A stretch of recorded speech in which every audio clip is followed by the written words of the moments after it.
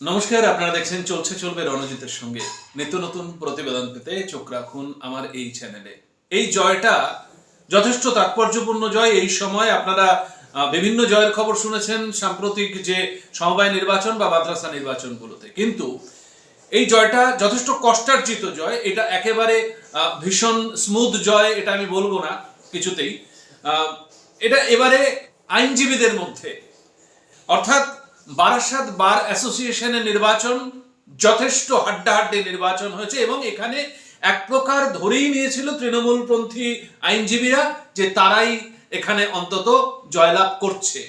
17টি আসনের মধ্যে 9টি আসনে বাম এবং কংগ্রেস উভয় জোটবদ্ধ হয়ে জয়লাভ করেছে এবং 8টি আসনে জয়লাভ করেছে তৃণমূলপন্থী আইনজীবীরা।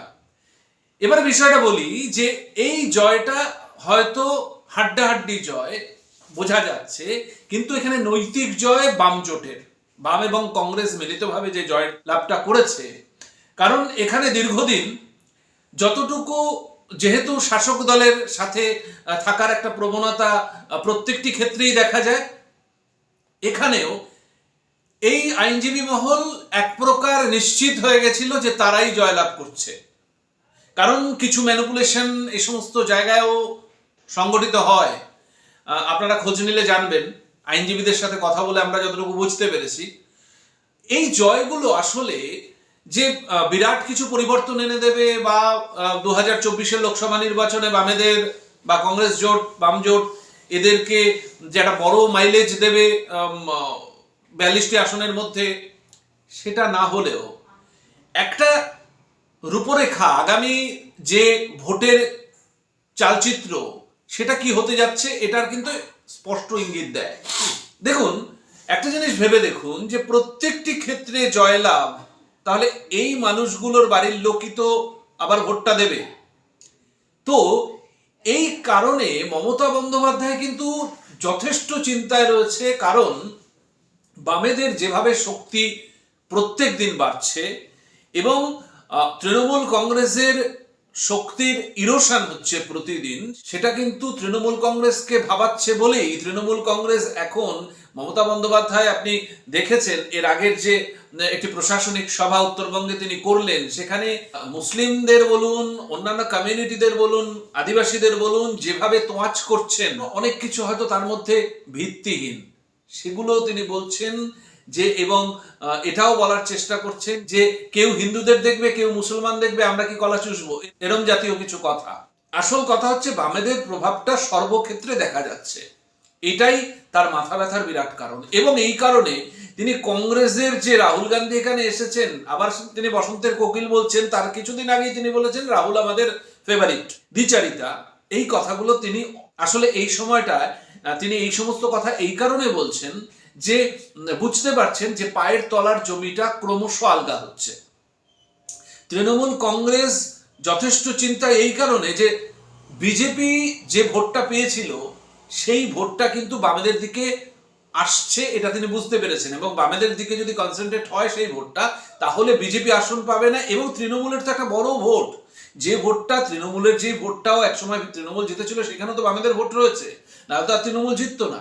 তো সেই ভোট মানে যারা অন্তত স্বচ্ছতা বিশ্বাস করে, যারা অন্তত দুর্নীতিকে প্রশ্রয় দেয় না, এবং ছাত্র যুবদের একটা বড় অংশ তারা এই সরকারের প্রতি বিমুখ, সেই সমস্ত পরিবারগুলো যারা তৃণমূল কংগ্রেসকে ক্ষমতায় এনেছিল, তাদের ভোটাধিকারটা প্রয়োগ করে তারা তো তাদের দিক থেকে মুখ ঘুরাচ্ছে।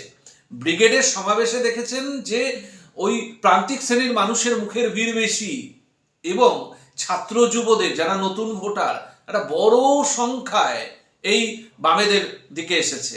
সুতরাং বামেরা যদি ক্ষমতার খুব কাছাকাছি চলে আসে, মানে আমি বলছি যে 2024 তো আর ক্ষমতা না, 2024-এর লোকসভা নির্বাচনে বামেদের ভোট শতাংশটা যদি প্রভূত পরিমাণে বৃদ্ধি পায়, এবং সেটা পাওয়ার একটা ইঙ্গিত তিনি পাচ্ছেন এই বার অ্যাসোসিয়েশনের নির্বাচন যেটা বারাসাতেও সম্পন্ন হলো, সেখানেও বামেরা জয়লাভ করলো, বাম এবং কংগ্রেস জোট, তৃণমূল কংগ্রেস সেখানেও পরাজিত, মাদ্রাসা নির্বাচনগুলো বলুন, সমবায় নির্বাচনগুলো বলুন, তো সেই সমস্ত নির্বাচনগুলোই এই ইঙ্গিতটাই তিনি পাচ্ছেন, এবং পাচ্ছেন বলেই তিনি এই ধর্ণা ওই ধর্ণা বা এই বক্তব্য, যে সমস্ত বক্তব্যগুলো রাখছেন সেগুলোর সাথে বাস্তবে কতটা মিল আছে তিনি যথেষ্ট নিজেও সন্দিহান।